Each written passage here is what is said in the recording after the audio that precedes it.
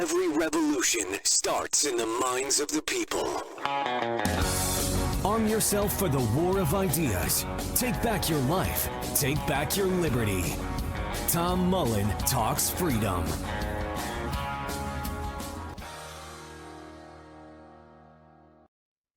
Hello, everyone. Welcome back to Tom Mullen Talks Freedom. Today is Friday, December 6th. It is the Feast of St. Nicholas. So hopefully when you woke up this morning, you had left your shoe outside your door and it was filled with candy. That's what happened when we were kids, when we were good. I'm not sure I was ever good, but I always got the candy, which, having done a little reading on the Feast of St. Nicholas, it originally started where you were supposed to leave something for St. Nicholas, not get something back from him. You're supposed to fill your shoe with hay and carrots or something for St. Nicholas in case he visited the house. But in the good old USA, it's all about me. And, of course, I got a lump of coal this year. That isn't necessarily a bad thing. I mean, after the Obama administration, coal's a lot more valuable, being more scarce. So if you did get a lump of coal, hold on to it tight. Once the green agenda passes, we may all need as much coal as we can get, just like the Germans now. They're all burning coal because they shut down all their nuclear plants and all their other energy sources to go green. And so now they're burning the dirtiest fossil fuel known to man, which is coal. And good for them. It builds character. I've been doing this almost 3 years now, and I'm just starting to remember, and not every time, that when I start these podcasts, I'm supposed to tell you to like, subscribe, and go to my website, tommullentalksfreedom.com, and sign up on my email list. You can get a free copy of my book, It's the Fed Stupid. You'll go to the website and one of those annoying pop-ups will come up, and if you put in your email address, then you'll get a free copy of my book. And you can always buy the paperback if you feel so inclined. Incidentally, it is December, and you also have an opportunity to get a free copy of my book, Anti-State Christmas, and Anti-State Christmas, I believe is the title. So if you go to antistatechristmas.com, again, that's antistatechristmas.com, same old thing. You will get a sign-up page. You got to sign up for my email list. And believe me, you won't want to miss a single one of these. They're all good. I don't send 6 of them a day, although I'm told by all the marketing people that I should send 6 a day and get rid of the people who don't want my emails and just keep the people who do. Of course, I'm just learning how to tell you to like and subscribe. So, this is a slow thing with me. Today, I wanted to talk about something not so lighthearted, which is, of course, the brutal murder of this United Healthcare CEO by who knows who did it. The person is still at large. The theories abound about whether this was a professional hit. Of course, in 2024, it's not like the old days. You can go on Twitter or YouTube X or YouTube, and actually watch the footage of it happening on security cam, and it's certainly chilling. The killer obviously was completely lacking in any emotion, empathy. He kind of coolly just fires the first shot, and it looks like he's fighting with his gun, and then he fires a few more shots. Some people have said this is evidence that he was an amateur. Other people say it was evidence he was a professional. He hasn't been caught. We'll see if he is caught, and hopefully he is. But a terrible thing either way. I don't even want to see Dr. Fauci get gunned down in the street, so much less some CEO of a healthcare company.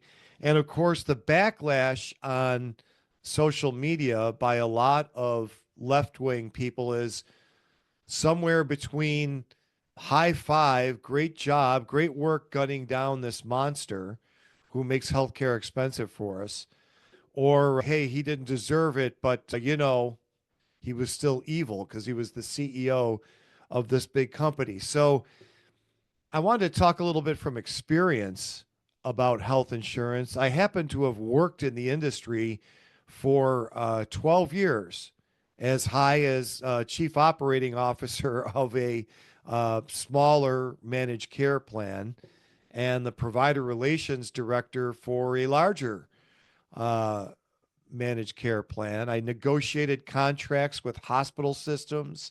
I ran all the operations for one healthcare company with sales split off and, of course, finance split off. So I know a little bit about this topic.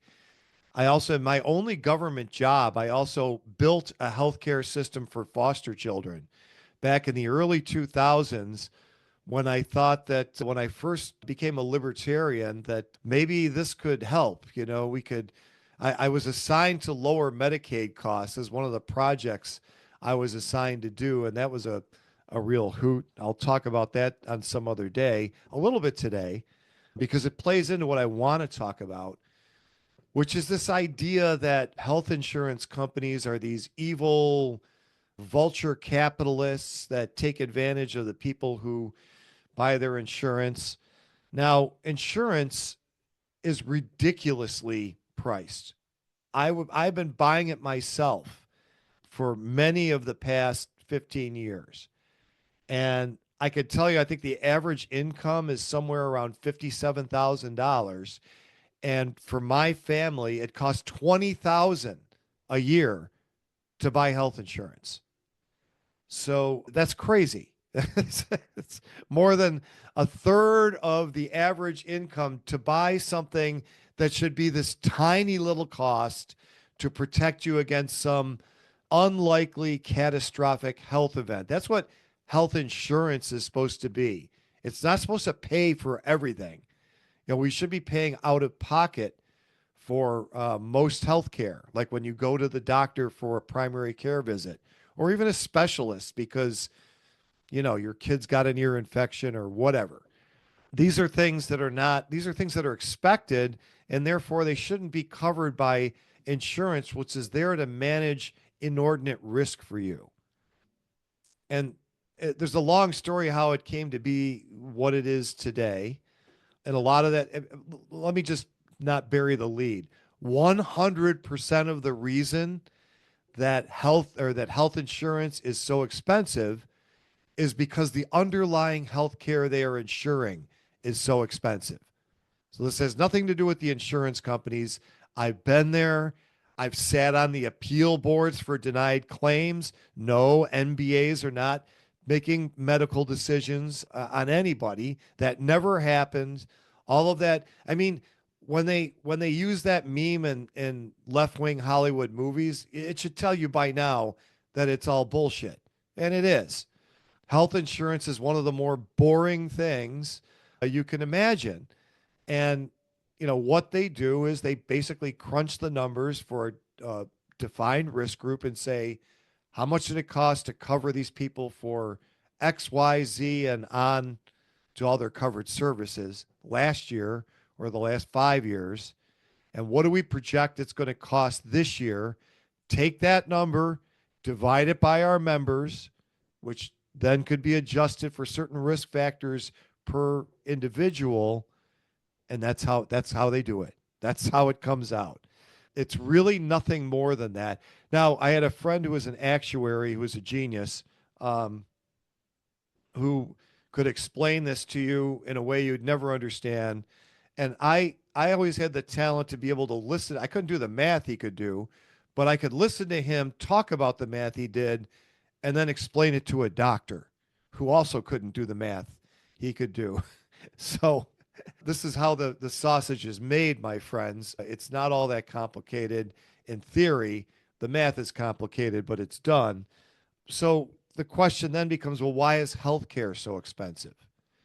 And the answer you would get from a socialist is, well, because they're gouging everybody with record profits, et cetera, et cetera. But when you look at the numbers for healthcare companies, that's just not there.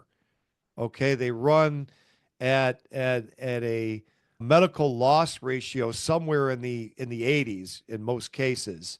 The one I worked with had a medical loss ratio of 93%, which means we spent 93% of all the dollars we collected paying medical claims. Okay? So there was only 7% left over for administration and profit. So now those numbers were big, and you might be impressed by the amount of profit, but it took everybody doing everything as efficiently as possible to not have the company lose money. I mean, this is the reality. It's a little bit like oil. So oil runs on single digit margins, 8%, 7%. Those are their earnings over their revenues. And when your margins are that thin, you have to do what you're doing very, very well. So if they're not just making 50% margins on the healthcare they pay for, then, why is it that healthcare is so expensive? Well, the short answer is government. It's all government. And let me ask you this. If you were to just take any product, take any industry, and you were going to cut the supply by 2/3 and nothing else changed, what would happen to the price? If you said the price would go up, then you were correct. Now, what if at the same time that you cut the supply that much, you also were able to exponentially increase the demand? So demand goes way up and supply goes way down. How would the price behave of that product? Well, my friends, that's exactly what the government does to healthcare, has been doing for all of our lives, even before we were born. No one alive today has ever seen a free market in healthcare. Okay, the Republicans started eating into that, in the 1800s the 1800s, the 19th century. The first government healthcare program was for veterans by Republicans. The veterans who somehow or other should just be subsidized for everything. More so in the 20th century, healthcare became a government program. Today, more than half of all dollars spent on healthcare are government dollars. Okay. So this is not anything like a market. We have nowhere near market prices. All those subsidies greatly artificially increase demand. So like I said, if you artificially increase demand, now I know the reaction to this might be, well, yeah, but these are all things people need, and they're only paying for them because the people who need them can't afford them. So I want you to think a little bit, and we should have a moment of silence so that you can. I guess that's not such a good thing on a podcast, but what other industry can you name? Well, I can name one other, and it's for the same reasons, where, I don't know, 90% or more of its customers can't afford the products, but it's still allowed to go on, existing and flourishing and being the largest sector of our economy. How is that possible? If most people can't afford their products, how do they survive? Well, the government artificially underwrites that demand, which is why the price is so high. It's one reason. That's half the reason. And there's a lot of, spending on healthcare that doesn't need to happen. A lot of people, and I won't call this person out, but I know one in particular that said, "Oh, I didn't realize that we're going to, on my plan, up to the deductible, we're just paying out of pocket for all this. I wouldn't have done this. I wouldn't have had this procedure." There's a lot of that. It's not all of it, but there's a lot of that in there. The fact that an insurance or a government is going to pay for your primary care visit greatly inflates the price of the primary care visit. Now, why is most insurance paid for by employers? Well, that started during World War II when FDR, the most evil president and maybe man who's ever lived in U.S. history. I don't know. Charles Manson, I might guess, would be a little more evil. He didn't do as much damage, though. He only killed a few people. FDR killed, hundreds of thousands and locked up a bunch of Japanese people. But I digress. He imposed wage and price controls during World War II, and employers trying to get around that to attract, more talented employees started to offer health insurance because that wasn't covered by the wage and price controls. It's like, well, we can only pay you this much, but we'll give you health insurance too. That's how it started. And then after World War II, of course, the Republicans could never help coming in with their free market solution, which is never free market, and giving a tax break to companies for health insurance. So that made it permanent. See, if it wasn't for the tax break, the companies would have stopped doing the health insurance at some point once they could offer higher wages. And some people would just choose the higher wages. I'll buy my own insurance. So that made it permanent, and that's where we are. So that is one inflating factor. The fact that, just Medicare and Medicaid alone is well over $1 trillion in annual spending. I think that the healthcare market, now these numbers are a few years old. I'm going off the top of my head. When I looked at it, it was something like $2.3 trillion and just Medicare and Medicaid made up almost half of that. And this is years ago. In fact, now that I think of it, the article I'm going to post is almost it's like 9 years ago. So it's much bigger now, and the number's now over 50%. So when you add up Medicare, Medicaid, and those are both big, huge programs, and then all of the departments of health, all the local departments of health, all the state departments of health that buy health care from the so-called market, it's more than half of all spending. Okay? So that's not market demand. What makes markets work is the ability for customers to say, I don't want to buy that. At that price, I don't want to buy it at all. I'll buy it at a lower price, whatever. That's what makes market. That's the only reason there's what we call market discipline, is that people are able to say no. But when the government buys the health care, then you're not allowed to say no. Okay? You're forced to buy it. And that doesn't even take into account the fact that when the government buys healthcare, they're always buying it for somebody else. That's the whole idea, to make something government funded, that the people themselves that are using it are not buying it. Because if they were, they would just buy it directly from the provider. And that goes for education and all sorts of things that the government provides. So no one is able to say no, therefore there is no market discipline. Okay. So that greatly inflates the price. It doesn't just inflate it a little, like adding a little to the money supply. It completely skews what the market price might be. And then there's the supply side. So you have licensing, which says that we're only going to have so many doctors. You have regulation that says you can't get this drug or that drug without permission from a doctor. And more importantly, you can't get this drug or that drug that are cheaper than the one that, it gets prescribed, because we won't approve it here at the FDA. And supposedly we're doing that because of safety. But hopefully after COVID, you realize it has nothing to do with safety, that they actually will prohibit the lower cost, safer alternatives, and then approve the dangerous, very expensive alternative. Why?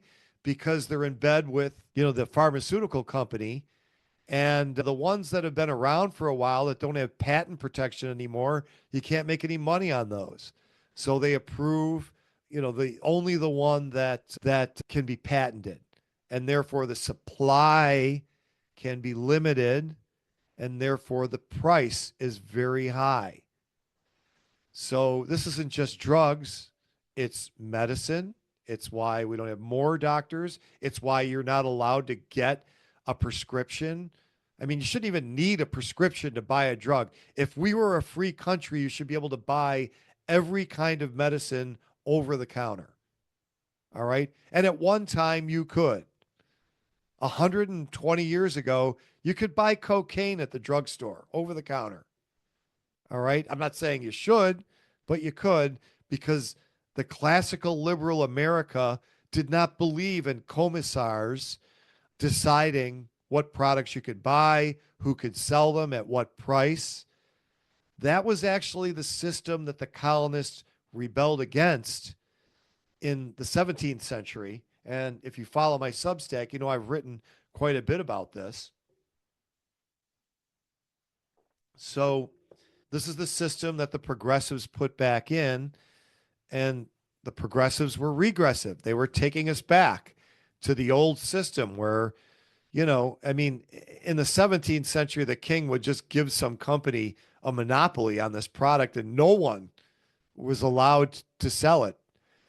They can't quite do that now. They can't get away with that, or they would. Of course, they kind of do it with utilities and cable companies, right? Okay. I can only buy Spectrum where I am for cable. Of course, I canceled cable because I don't want any of my money going to Rachel Maddow or Joe Scarborough. But I still buy my internet through Spectrum, and I don't have another choice. Where I live, that's the only choice. Now, in a free market, that would not be the case, and the price would be much lower. This is what they do in every sector of the economy. Anywhere there's a regulatory agency, their job is to eliminate competitors for the companies who have lobbyists. That's it. Okay. That's not capitalism. That's not a free market. That's the old mercantilist system. I know mercantilism is more associated with international trade, but really, the system that Adam Smith wrote against was protection and restriction in every area. In fact, I'm thinking back to my first book, A Return to Common Sense. Geez, when did I write that? 2008. So I have a quote from Adam Smith in there that says something to the effect of every man has a natural right to bring his labor and his goods into competition with everyone else, something to that effect. He called his system, since Karl Marx hadn't popularized the word capitalism yet, or had been born yet, he called it a system of natural liberty.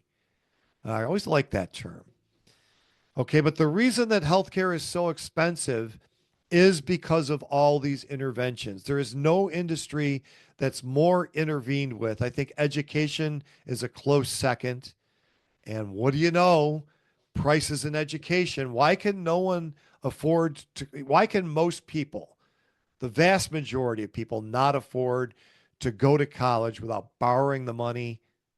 Because the price is artificially high. That's not the market. There's no free market in the world that produces higher prices. This is the left wing view that somehow or other, and of course it plays so well with the crowds. Even, I've even got some of my libertarian friends that I'm a little disappointed in cheering on the whole RFK thing. Now, I'm going to do a separate episode on RFK. I think he's a kind of a double-edged sword. I think he's going to do some good. And put it this way, the guy they would have had, or the gal they would have had Harris won, would do all the bad things RFK would do and no good things. So I think RFK might do some good, but you know, he represents exactly like doubling down on the problem. We don't need a commissar out there banning advertising like he says he wants to do for drug companies, and banning products because he doesn't think they're safe. Okay. Now he wants to ban the big companies' products and let the other companies. Who knows what he wants to do? I don't know if he knows what he wants to do. He just knows that what's there is bad, which it is. Okay, but it's not because of greed or the profit motive. So you have to understand that RFK is a left winger. He thinks the profit motive is problematic in and of itself, without any complicating factors. Not right. He thinks, like Rousseau and every left winger that came after Rousseau, that private property is inherently problematic, that while it's necessary, it needs to be regulated by wise commissars like himself. We don't believe that. Private property is essential to survival. It's always a good. The regulatory agencies violate private property left and right. That's what they exist to do. And that's why they are the problem. And that's why prices are so cartoonishly out of whack in healthcare, education, and every other sector that they get deeply involved in.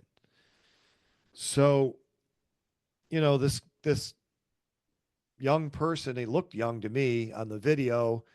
Whether he was a paid assassin for some other reason, I don't know. Let's assume he was just a disgruntled left winger whose claims got denied, and I guess supposedly they found denial on the bullets and stuff that indicates that that might have been his motive. And at least for all the left wingers cheering on, that some across the spectrum where the least atrocious thing they're saying is, well, the guy was evil but he shouldn't have been killed, to yay, let's kill another healthcare CEO. The motivation behind all that is completely wrong. A lot of these people just don't like themselves. I mean, and that's like a prime motivating factor for becoming a left winger and then looking for some reason why your life is terrible and it must be somebody else is making a lot of money. So, I can say this from personal experience too, just to share a little bit. Like, I sat on the appeals board for one of the companies I worked at. So there was a bunch of people from different parts of the company, and we would look at claims. And the appeals board was chaired by a medical doctor, okay, who was not an employee. He was brought in to chair and make the final decision based on medical necessity. And anything remotely medically necessary was approved. Sometimes these things would be denied because they filed the claim late. Now, this doesn't mean the person didn't get the care. This is just deciding whether the health insurance company was going to cover it and pay for it after the fact. Okay. So, I can just tell you in years of doing that, anything remotely medically necessary was just approved. I mean, because that was all covered. It was all covered services. Cosmetic stuff was not covered. Sometimes we get those would be denied. And I mean, but even plastic surgery after an accident would not be considered cosmetic. That would be considered medically necessary because you're repairing somebody as the result of an accident. We paid those claims. So let me tell you the ones I remember. Now I'm going back 25, 30 years, but we had a hospital that routinely did bilateral bunionectomies. Okay. That sounds pretty complicated, but it's basically cutting bunions out of both feet during the same hospital stay. So, the rule was no, you never like make somebody who's ambulatory, who can walk around, non-ambulatory. That's like a basic rule of medicine. Don't do that because it puts them in all sorts of risk for other diseases. Now they're laying in a hospital bed until they can walk again. And if you think that that's a good place to be, then you don't know anything about hospitals or medicine. But I can tell you that you definitely want anyone who can walking out the door the same day. And that's not to save money, that's for their own benefit. Okay. And it also happens to save money, which a lot of health insurance, getting a better outcome, is how you save money across your population. You never want to deny care that's necessary because then they get sicker or their problem gets worse, and then you pay for the more expensive admission later. So no healthcare company is out there trying to deny care just to save like $30. That's just so dumb. It hardly, I feel like I shouldn't even have to tell my audience that, but okay. So I did. For anybody who's new, just stumbled in here, maybe you had a few and then stumbled in from the cold. So, of course, this hospital was financially stressed and trying to get more admissions and make more money fast. So they would, schedule somebody who had bunions on both feet and take them off both feet at the same time.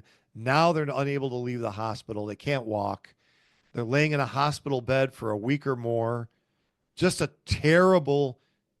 That's what we denied. Stuff like that. Was there anything more borderline that we denied? I honestly can't think of anything. It was always something ridiculous.